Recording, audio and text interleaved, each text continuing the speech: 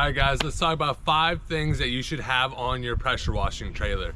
These things are going to save you a lot of hassle, speed up the job, and some are going to be very known. Some you might not already have on your trailer. Highly recommend. Most of it you can purchase right off Amazon or the Power Wash store. Some range from $50 to a couple $100. So depending on your scale setup, take some of these ideas. I promise they're going to help you out in the long run. Let's start off with some basic ones. So a basic one is going to be just a brush on an extended pull that you can completely extend out. Now this is excellent when you're doing house washes, and make sure the brush on here is soft. You don't want a hard bristle, but that's great for if you're doing gutter cleaning. If there's any little spots, you could easily just touch up the gutters and it completely solves any of that issue. Now a little bit more advanced thing which I would practice on is you could use Awesome, which you buy at like the dollar store, and if you ever see the tiger striping on the gutters, it will actually remove the tiger striping. But if you leave it on there too long, it'll rip the paint off. So be very careful when you're doing that. But even if you do a regular house rinse and then just lightly brush off and then rinse off with water, the extended pull is great. Gets up to 2-story houses. That thing, I got it for 30-40 bucks on Amazon. Number 2, one that a lot of people don't think about, but when the time comes, you're going to 100% need it. This is just a universal fire extinguisher. So this puts out all different types of fires. I keep it on here. You never know. We're dealing with our pressure washers that are gasoline and anything else of that sort. The day that you actually need it, you're gonna regret if you don't have it. For 20-30 bucks, just buy one, be safe, keep it on your trailer. Number 3 I'd like to talk about, the ball valve. Such a simple little thing. This one, I think it's a DN40 or DN10. I think I got that off the Power Wash store. You can get cheap ones off Amazon. I recommend spending the 40-50 bucks. The cheap ones, when the hose is connected, the valve itself is real stiff. There's so many negative parts to it. It's worth spending the extra money to get a good ball valve. I promise you that it is going to be worth it. And with my ball valve, if you see, I put the nipple on the outside. Now what this allows me to do is, after I'm done using my surface cleaner, I could just literally crack it a little bit to build higher pressure and just rinse the entire driveway. I don't have to pull out a wand and do all kind of other things. I use this for 90% of things, from watering plants down if I'm doing roof washing, to rinsing off the patios, the houses. You can do so much with a good ball valve, but I recommend, this thing is durable as heck. I beat the heck out of it, probably a little more than you should. And then a little side tip that you do, this is a bonus little feature, but I used a little swivel here, a high pressure swivel. It's a 5,000 pound or PSI swivel for the fittings. And what this allows me to do is, while I'm actually squeezing the trigger, I can still swivel my line. So that just helps that, like, if you ever have the problem with your hoses where they're balling up and they're just a pain in the ass mess behind you, that's because you don't have a good swivel. A good swivel is 20 bucks. Highly recommend that as a little bonus tip to add right on to it. And this is a game changer. If you don't have one of these, first thing you should get. Like I said, going from your pressure washer to your surface cleaner to your wand, everything like that, this makes it all easy. I'm going to demonstrate the ball valve and the next tip, or the next 2 tips, after I show you this part. So number 4 is going to be a chemical injector.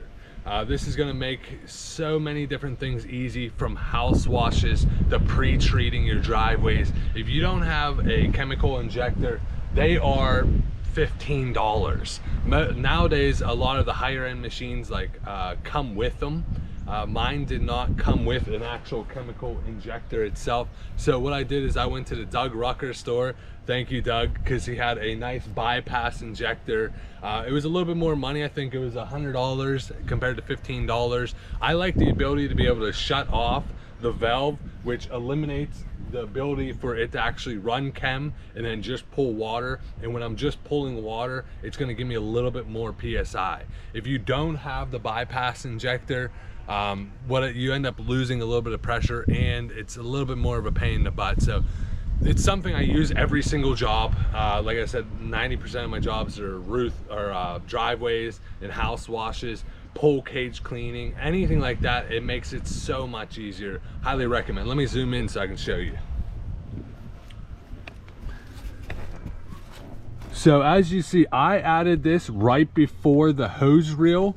You can add it right before the pressure washer. The only thing I didn't like putting it here is if for whatever reason it started leaking. Most of when you buy a unit, if they have them, they already have them here. The reason I don't like it right here, and I haven't seen much of a difference overall in performance wise, is if it was to leak, it would be spraying onto my pressure washer, and I don't want it to rust out. So putting it here, there's really nothing it's going to rust out. Now, like I said, you have your bypass, or you have your chemical injector here, which his is a high flow rate, which I believe it's a 20% draw. So I'm running 12.5% chlorine, and if 20%, that means I'm able to spray out a 2.5% mix on a house, which is perfect, strong for any house wash, pre-treating. I like to run a little bit more of a heavy mix when I do a post treat, and obviously you need a heavier mix when you're doing a roof wash. So this works great for many things, not everything, but there's the bypass. So as you see, the water is coming through here, going to the reel. Right now it's stopped from the bypass, which it's going to run through the chemical injector. Now if I open up the bypass, it's going to come in, run the bypass, and skip over. A little bit of water will still go across, but not enough to really draw chem. But having this open to be able to go there is going to keep your PSI a little bit higher. Now number 5 is a surface cleaner. You've probably seen this. Mine's really dirty right now, and this one is much bigger than you ever will need unless you start doing much larger jobs. As you see back here, I have a 24-inch little big guy whisper washer, and that actually is one of the best. The thing to keep in mind when getting a surface cleaner is that it's 4 inches of surface cleaner every 1 gallon of water. So if you have a 4 gallon per minute machine, which is, I recommend the bare minimum you should have, that's a 16-inch pressure surface cleaner. Now I'm using a little bit more than I should on this, and all that means is that I have to walk a lot slower. So this is a 48-inch. The only problem with this is I'm only going with an 8 gallon machine. It's actually 8.5 gallons. So really I should only go 32 inches, and I'm going 48. It still works great because when you get into these higher machines, they're made much better. And like I said, I just got to walk a lot slower. But overall, I love this machine. I just got it in the other day. I have it mounted right to the side of my trailer. But as a number 5 tip, if you're serious to get into pressure washing, you better have a surface cleaner. If you're out there trying to use a wand to do an entire driveway, you're out of your mind. You're wasting so much valuable time, and it looks unprofessional.